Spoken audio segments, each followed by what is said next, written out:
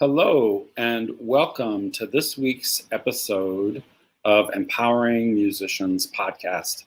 I am your host, Michael Manley, and this week's topic is auditions, the audition game and how to truly win. Now, I have a very pertinent experience that feeds so well into this topic, and it has to do with the fact that I'm doing this on a Sunday and not my typical Saturday. Yesterday, I went through with my live launch, was really excited to get into the audition topic, noticed that I didn't have a ton of viewers and people were coming in and popping out. And my good friend Matt Lucier had the sense to message me in my comments about 6 or 7 minutes in that he couldn't hear anything. And it was because my mute button was on. So I had muted myself, and the software I use by StreamYard does not, unlike Zoom, let you know that you're muted. So I was simply talking into a void for 7 minutes. And instead of just unmuting myself and starting over, I decided to end the broadcast and try to relaunch it. The way StreamYard works, you actually have to plan the stream in advance. So I had to rejigger it so that we're doing it today. And so I thought to myself, well, that was kind of a huge fail. And I thought, how appropriate to talk about auditions where we have to really learn to embrace failure, right? And failure is a word that we all have a lot of negative feelings around. But if you think about a typical audition process, if you're an actor or you're a musician, or you're in any kind of performance, even sports, you're in any kind of performance field, right? There's going to be a lot of failure, right? 100, 200, 300 people take an audition. One person may get the job and 299 might fail. So if we are not comfortable with embracing failure, then we really are setting ourselves up for a lot of stress and anxiety and kind of not a fun time with our art, right? So today's topic is one of the, I guess, most dreaded and stressful kind of things we can put ourselves through, which is the audition process. And whether you're a musician, an actor, an athlete, or interviewing for a dream job, this sort of audition or interview process is very stressful and can lead to a lot of worry and negative self-talk if we don't approach it with the right mindset. So I don't think anybody has ever said, I really love taking auditions, or I love job interviews. But if we are actors or musicians, again, and we are taking auditions and preparing for performances for most of our lives, then if we don't love auditions and if we don't love performance, if we only have anxiety around those two things, then what are we doing, right? There's a lot easier ways to succeed in life, and certainly more lucrative ways than to play music or act or sing or be an athlete of whatever sport you're in. There are many other easier paths, right? So we're doing this because we have a passion for it. And that passion has to feed everything we do, even the audition process. So what is the typical mindset and thinking around auditions? Well, I would say it is that we have an intention to win, right? We all go into an audition saying, I'm going to get this job, right? Isn't that what we want? Why else would we go through the hundreds of hours of practice if winning a job wasn't the goal, right? Or wasn't the intention? Well, the problem with this is that winning or landing a job or playing a perfect performance is a goal, and it cannot be an intention because it's outside of our control, and it's in the future. And we're going to unpack that a little bit later. And what happens when we just have this intention to win? Well, we see anything less than winning as failure, and we approach that audition or that interview not as a competition, not as a performance. And while auditions and interviews and all of these things are competitive, they are not competitions. We're not actually competing against other musicians when we take an audition. This is something that a lot of people don't stop to consider, right? Many times orchestras will have an audition and they won't even fill a spot because for whatever reason on that day, the committee didn't love any one candidate enough to have confidence in them to offer them employment. So we're truly not competing against each other, right? If an orchestra can go through an entire audition process and not fill a chair. So remember that we're in a competitive market, but we are not in competition with each other. That's really important. And we take ourselves out of showing our best selves, out of making music, and aim instead for perfection and correctness. So I like to refer to this as playing the notes and not the music. This has happened to me before I kind of had some revelations where I would go in and I would try to play and figure out what the committee wanted to hear versus showcasing my best self. And that's a huge difference. And even if I played really well in terms of accuracy, I wasn't really playing with the sound that I wanted or phrasing the way I wanted because I thought I was doing this. I thought I was giving the performance that others wanted to hear from me versus what I felt was authentic to myself. Not a great idea in auditions. We only can showcase our true selves, and that's really the best thing we can do. So if our intention isn't to win the job, what is it? Well, I would say that it should be the exact same for a performance, which is to honor the music and inspire and move an audience. In this case, the audience is an audition committee. And it's harder in an audition. It's more challenging because whether you're an actor or a musician or any other person who is normally performing with others, in an audition, we're performing alone. So you may have to read that monologue from Shakespeare completely in a room with no set, no other actors to feed off of. And when we're playing audition music, we're playing often short passages that are very technical in some cases or very lyrical to showcase our ability without the benefit of having the rest of the orchestra. So we have to imagine and embody and bring forward that full orchestra performance, even when we're playing alone on the stage. And this is no different, as I said, than an actor giving a monologue. And so when we're practicing, we can get very, very far into the technical details. I do this in my practice. Where we'll play a fast passage very, very slow over and over and over. And it can get very much into just the notes. And all of that work is done so that we can make music later, right? We have to remember that that's the ultimate goal, is to take that technical work. And the reason why we're doing that technical work is to make the passage as natural and easy to our bodies to execute, right?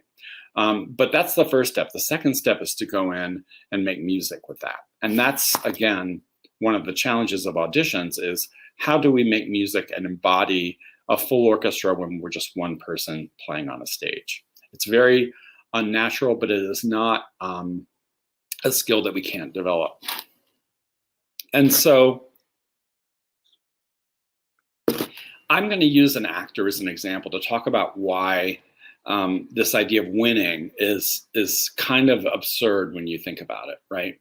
So if an actor were to go into an audition and say, you know what, I'm going to go in and I'm going to say all the lines with perfect diction, and I'm going to nail every single word, and from this long passage that I've memorized from by heart. And that's going to win me the job because I'm going to be perfect. Well, an actor can't really get away with that. They have to embody a character. They have to show emotion. They have to create authenticity. They have to be believable. So this idea of just technical mastery is kind of absurd when you think about it in the realm of actors. And it's no less so in the realm of musicians. And, I've talked with a lot of musicians, especially about audition strategies. And a lot of folks believe that, well, look, on the first round, you're just trying to get out of the first round. The first round is, in many ways, the largest cliff, right, in an audition. So typically in an audition, if 200 people audition for a job, and this is true in the music world at least, they're not going to advance 100 to the next round, right? It's going to be 200 people probably to 20 people. Maybe 10% or less will get past that first round. So a lot of people think, oh, in the first round, I just have to go out there and play like a machine and be technically perfect. I never subscribed to that because, one, I felt like it was harder to do that than to be musical. And that I thought the committee probably doesn't want to hear that. They probably really want to hear somebody who is making music. So that's an example of how we get into our heads, right? This idea of like, what do they want to hear in the first round? And is it really about perfection? Again, if your goal is to just be your authentic self and to serve the music, you never are going to question that goal, right? Regardless of where you are in the process. And so even taking that example one step further, like a really fine actor on the level of, let's say Meryl Streep. Let's say Meryl Streep is in a production of Three Tall Women on Broadway. I don't think Meryl Streep's ever done Three Tall Women.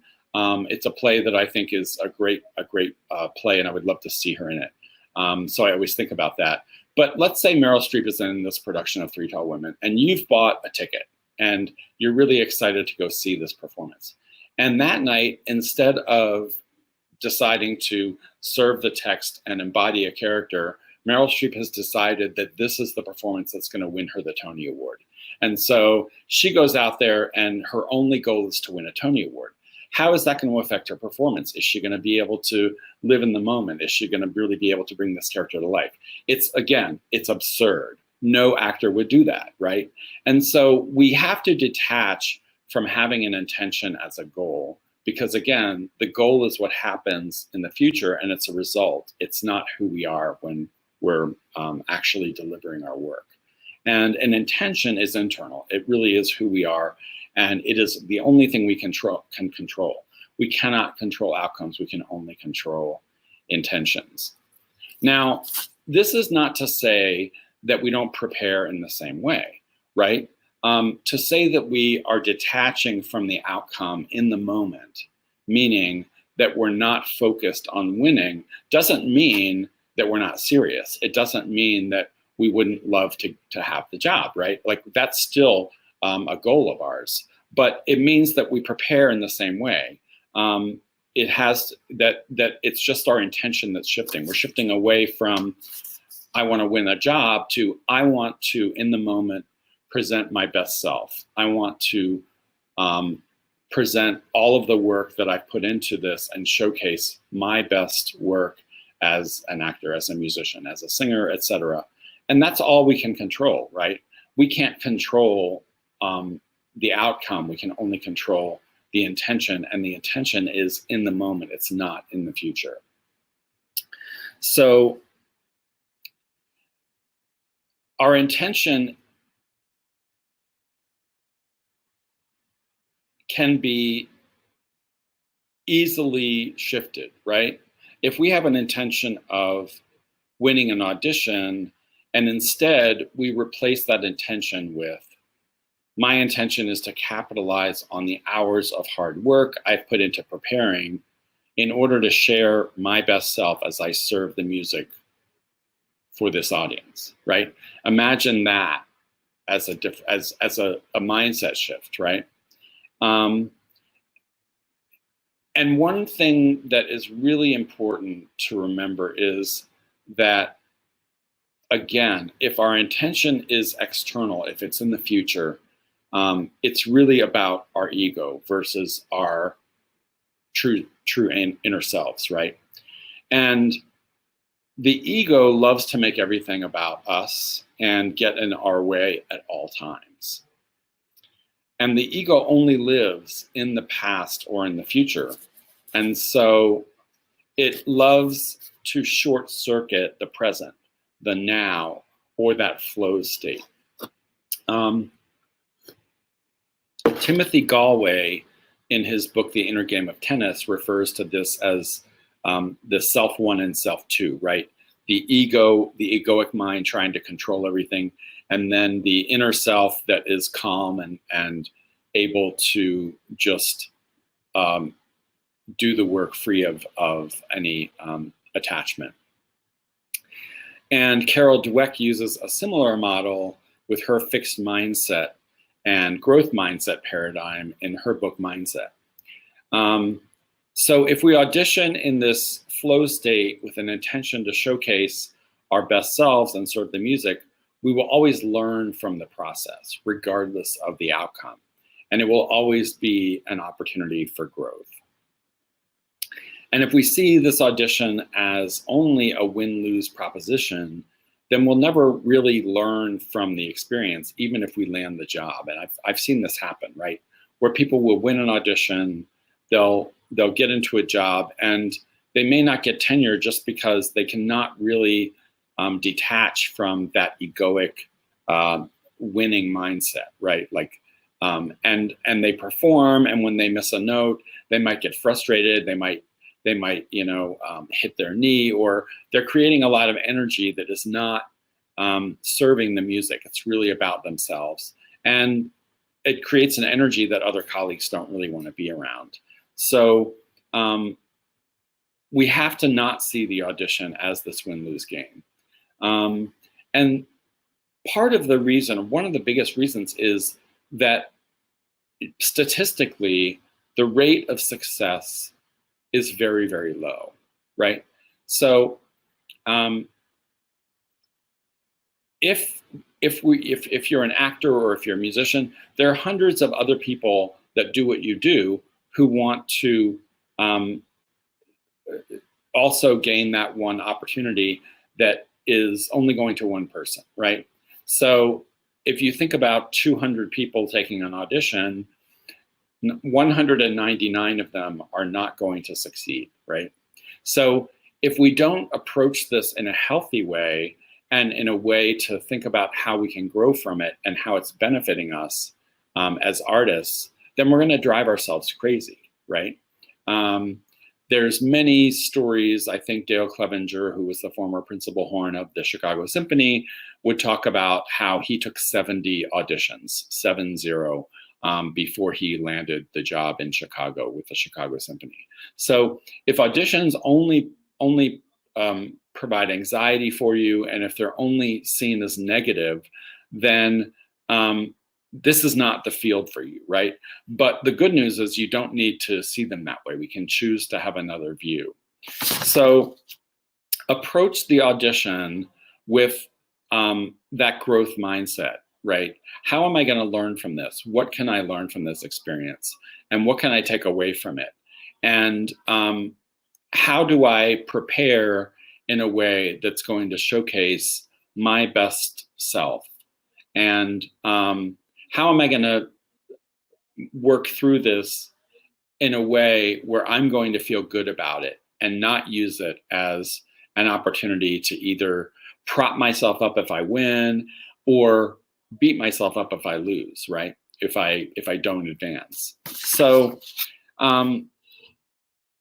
this is, again, really important because you have to break a lot of eggs in this business, right? It's not a business where there's guaranteed success.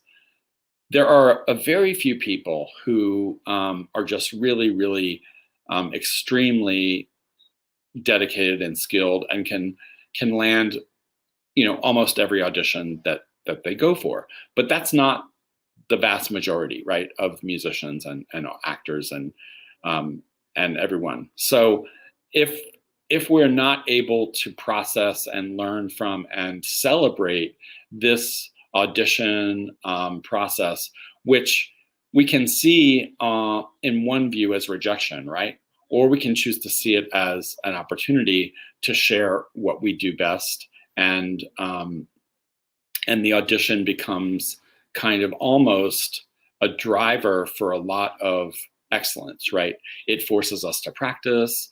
It really forces us to evaluate what we're doing. Without auditions and performances, we don't have a way to improve. There's no reason for us to make sure that we are at our best. So the audition is really something that we should embrace and not fear, right? And the ego loves to fear. The ego is almost always looking for a way to make us afraid, right? So I hope I get this job. Oh my gosh, my chops don't feel great today. All of these things are the ego trying to get in our way, right? As Timothy Galway, would call that the self one versus the self two. And so I want to talk a little bit about when we should take auditions and when we maybe shouldn't take auditions. So I would say we want to take those auditions that are really in our wheelhouse. So maybe you're an actor who is really skilled at improv comedy, and an audition for a classical Shakespeare theater company may not be the right fit for you. Similarly, a classically trained Shakespearean actor may be really bad for an audition for a situation comedy, right? We all have our lanes. We all have those things that are really play into our strengths. And in my world, as a brass player, I'm a French horn player. In the orchestral world, we have chairs that tend to specialize in the higher part of our register and others that specialize in the lower part of our register, because the horn has such a vast range. So the even numbered chairs are always the lower sort of baritone bass register, and the odd chairs 1 and 3 are the sort of tenor and soprano register of our instrument. So a lot of times French horn players like myself will specialize in one of those ranges. So for me, my wheelhouse is those even numbered chairs. It's the 2nd and 4th low baritone bass kind of rolls for the French horn, if you will. And if I saw an opening for a first horn job in an opera company, I probably wouldn't necessarily go for that, because it's not really my wheelhouse. The work that I would have to put into getting to a level that I think I would need to be at is much harder for me for those jobs than it would be for a 2nd or 4th job. It's just, I have my strengths and I have my weaknesses, like we all do, right? And so we want to take those auditions that really are in our wheelhouse. And we want to take also those auditions where we have the time to really prepare and take them seriously. And I would also add that we want to take those auditions where we are prepared to accept the job, right? The committee, I want to talk a little bit about the audition committee. It is such an enormous challenge, if you think about it, to sit on an audition committee and blindly behind a screen listen to 30, 40, 50 people in the same day playing the same music. It's extremely taxing mentally, and we want to respect the audition committee and the fact that they've shown up to give us this opportunity. And we don't want to take those auditions that we're not serious about taking the job after, right? So when should we not take an audition? I would say, again, we don't want to take auditions for practice. And if somebody takes an audition for practice, like maybe I'm in school and there's a really big opening in an orchestra near me, I might want to take the audition, quote, for practice. Well, I think for practice is a way that we can code for ourselves the fact that either we're not yet developed enough to be at that skill level, or that we're not prepared, or that we're not serious, right? And we don't ever want to go into an audition, even though we're detaching from the outcome. We don't want to go into an audition where we don't have a good chance of success, right? Like, again, I'll use my example. If I don't have time to prepare and I'm taking a very high French horn audition versus a low French horn audition, I'm probably going to go in and crash and burn. And that's not going to be productive. That's not a failure that's productive, right? A productive failure is when I go in and I showcase my best self and I do the absolute best I can. And I maybe get somewhere or I don't get somewhere, or I win the job, I don't win the job. If I don't win the job in that situation, that is a productive failure. I've practiced, I've improved, I've really evaluated my playing, and the audition has brought all these things for me that are going to help my playing. But if I'm not prepared, if it's something that I'm struggling with and I go in and I bomb, that's just going to really kind of damage my self-esteem as a player and my confidence. And there's no reason to do that, right? So don't take auditions for practice. Take those auditions that you truly believe that you have a good chance of success at. And then when not to take an audition, when we're not prepared, right?